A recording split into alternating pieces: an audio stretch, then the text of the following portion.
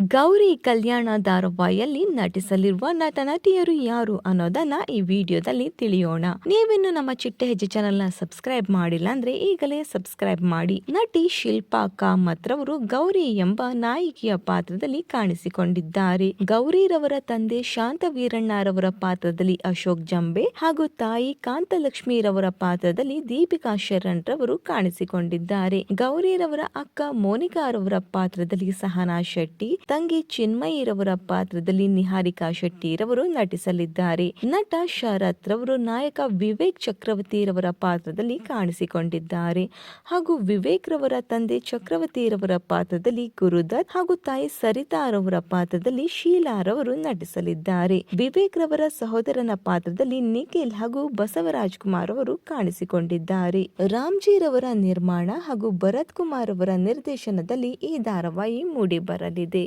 ಇನ್ನು ಗೌರಿ ಕಲ್ಯಾಣ ಧಾರಾವಾಹಿಯಲ್ಲಿ ನಿಮಗೆ ಇಷ್ಟವಾದ ಪಾತ್ರ ಯಾರದ್ದು ಅನ್ನೋದನ್ನ ಕಮೆಂಟ್ ಮೂಲಕ ತಿಳಿಸಿ. ಈ ಒಂದು ವಿಡಿಯೋ ನಿಮಗೆ ಇಷ್ಟವಾಗಿದ್ದಲ್ಲಿ ಈ ಕೂಡಲೇ ಈ ಒಂದು ವಿಡಿಯೋಗೆ ಲೈಕ್ ಹಾಗೂ ಶೇರ್ ಮಾಡಿ. Thank you.